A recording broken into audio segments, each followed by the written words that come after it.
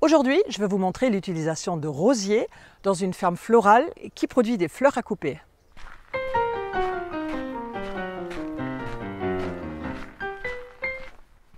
Bonjour et bienvenue au château de Canon. Habituellement, je vous emmène dans la roseraie, mais aujourd'hui, je vais vous montrer un autre coin du parc que j'adore. Il est coloré, il est vibrant, les abeilles y bourdonnent joyeusement. C'est la petite ferme florale. Allez, je vous emmène.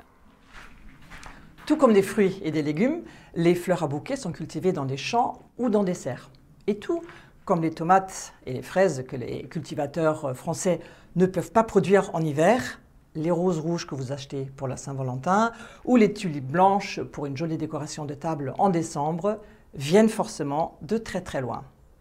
Elles doivent être produites dans des pays où le climat le permet. C'est principalement le Kenya, l'Équateur et l'Éthiopie.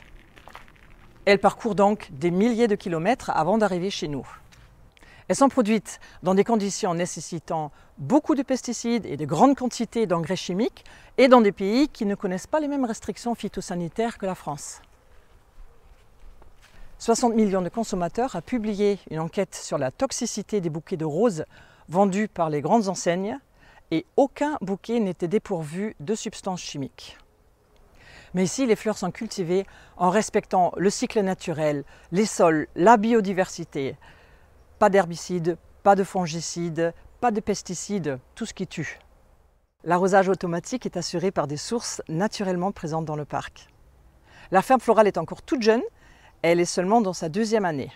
Au même emplacement, il y avait autrefois un grand potager qui a été transformé en prairie à un moment, comme vous pouvez le voir sur cette image.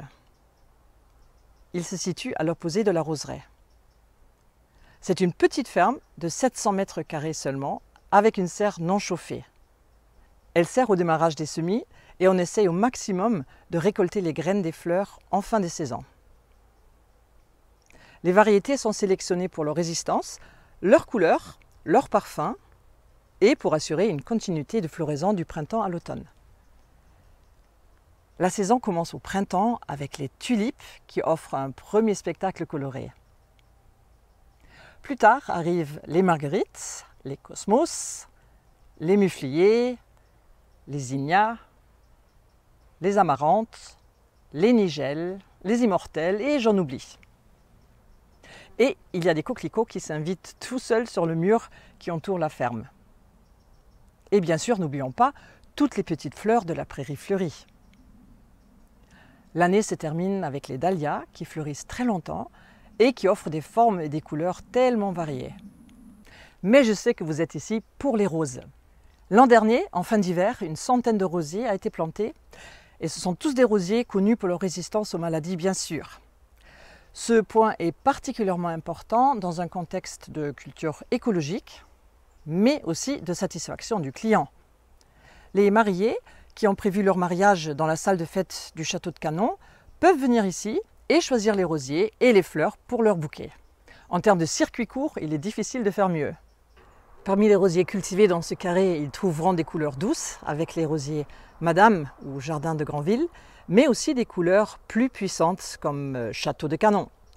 Et contrairement aux roses qui viennent de loin, dont je vous ai parlé tout à l'heure, celles que vous voyez ici sont parfumées. Jubilé impérial ou bien sûr le plus parfumé de tous, Jean-Carl. Ici, les fleurs sont parfois imparfaites, un peu rebelles et pas du tout calibrées. Chacune pousse à son rythme et s'épanouit quand c'est le bon moment. Les fleurs de la ferme sont donc proposées aux réunions et aux fêtes qui se passent au château de Canon.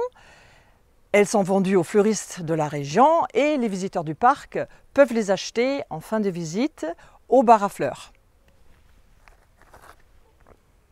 Ils ont également la possibilité de réserver une visite guidée de la ferme florale pendant laquelle ils choisissent et cueillent eux-mêmes les fleurs. On leur montre ensuite comment composer un superbe bouquet en ajoutant du feuillage, des branchages ou des vivaces. La culture de la fleur à bouquet locale et écologique est en plein essor et vous avez peut-être une ferme florale près de chez vous dans laquelle vous pourriez trouver de magnifiques bouquets de saison. Ou venez nous voir, nous rendre visite à la ferme florale du château de Canon en Normandie.